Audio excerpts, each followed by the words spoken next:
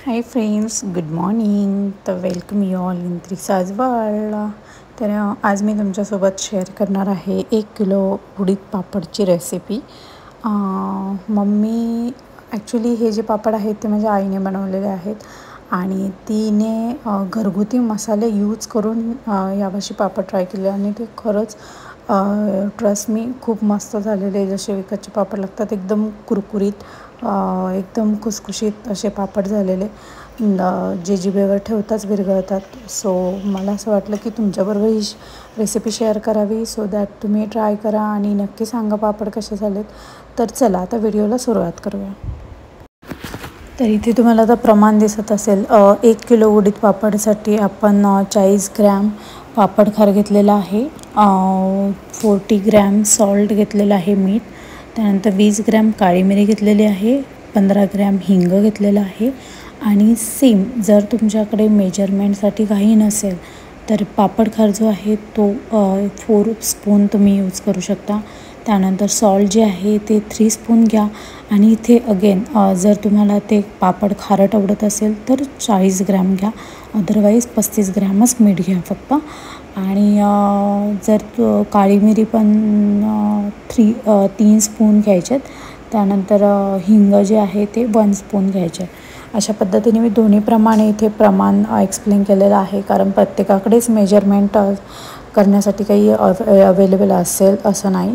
So दोन्ही प्रकारे explain केलं आहे. तुम्हाला जे इझी वाटेल ते तुम्ही फॉलो करा.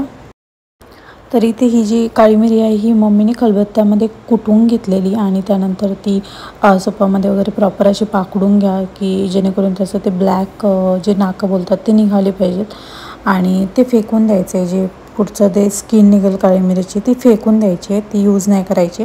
त्यानंतर इथे तुम्ही व्हिडिओमध्ये पाहू शकता मीठ आणि पापड खार जो आहे तो एकत्र केला, पाण्यामध्ये मिक्स केला आणि अगेन पाण्याचं प्रमाण हे तुम्ही तुमच्या पद्धतीने घेऊ शकता. तिथे कुठल्याही प्रकारचं पर्टिक्युलर प्रमाण नाही आहे. तुम्ही तुमच्या पद्धतीने पाणी ॲड करा त्यामध्ये आणि हे दोन्ही गॅसवर जरा थोडंसं पूर्ण प्रॉपर मिक्स करून घ्या. पाण्यामध्ये ते दोन्ही गोष्टी विरघळल्या पाहिजेत प्रॉपर, ह्याची काळजी घ्यायची.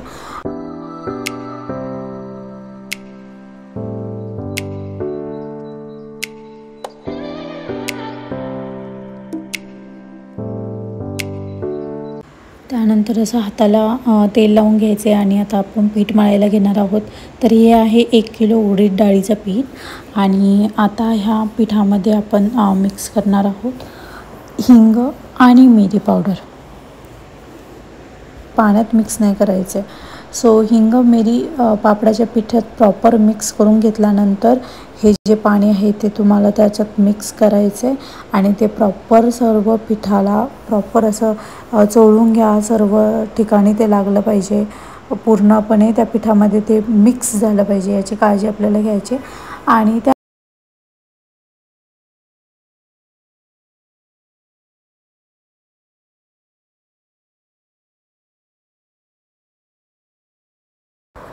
आता हे जे पीठ मळलेलं होतं आधी ते पूर्ण रात्रभर 10-12 तास भिजत ठेवायचे आणि त्यानंतर पुन्हा जेव्हा आपण लाट्या करतो त्याआधी पुन्हा एकदा त्याला असं प्रॉपर मळून घ्यायचं.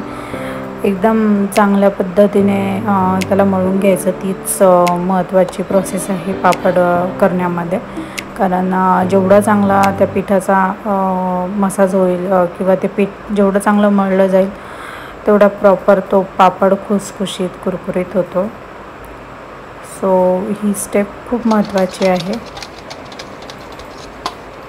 आणि पापडाचं पीठ बघा किती घट्ट आहे, अगदी ते मळतानासुद्धा त्रास होतो आहे. थोड्या पद्धतीने ते घट्ट पाहिजे.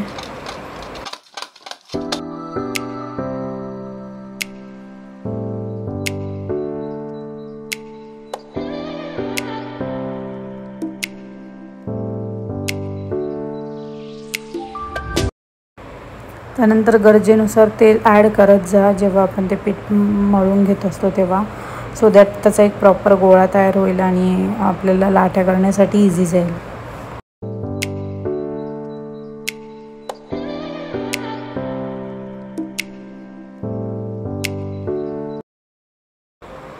अशा पद्धतीने हा गोळा प्रॉपर बनवून असा हातात आला पाहिजे.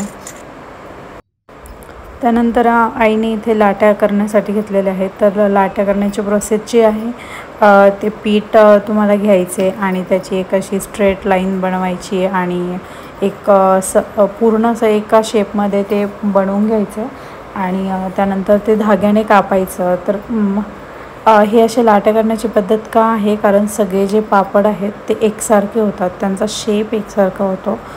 त्यामुळे मोस्टली आमच्या इकडे ह्या लाट्या करूनच पापड करतात.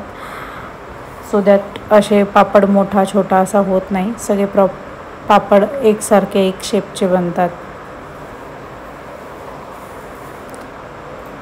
आणि हा धाग्याने ते कट करायच्या त्या लाट्या, त्यामुळे त्या पटपट कट होतात आणि प्रॉपरली होतात. जर आपण सुरीने वगैरे कापायला गेलं तर त्याला वेळही लागतो आणि ते थोडेसे वाकडे तिकडे शेप होतात. तर हे तुम्ही पाहता तिथे व्हिडिओमध्ये दिसतच आहे की लाट्या किती प्रॉपर कापल्या जात आहेत. त्यानंतर फायनली पापड करायला इथे घेतलेले आहेत, पापड लाटायला घेतलेले आहेत आणि पापड लाटून झाल्यावर तुम्हाला तळून वगैरे प्रॉपर सगळा रिझल्ट दाखवते व्हिडिओमध्ये. So stay tune. आणि तुम्हाला इथे साईडला दिसत असेल ज्या काही लाट्या आईने बनवलेल्या होत्या त्या तिने प्लास्टिकच्या पिशवीत ठेवलेल्या आहेत. त्याचं रिझन एकच आहे की त्या लाट्या ज्या आहेत त्या कडक होऊ नयेत, सॉफ्ट राहावेत, सो दॅट पापड लाटायलाही इझी होऊन जातं.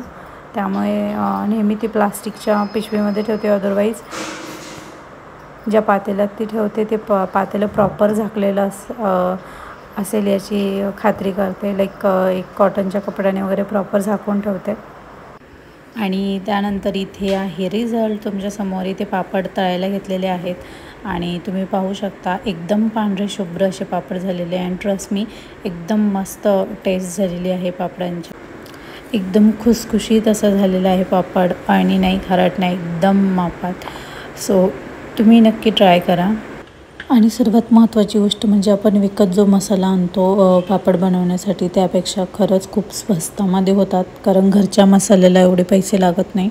सो तो एक खर्च आपला कमी होतो. ही मेथड यूज करून नक्की पापड बनवा.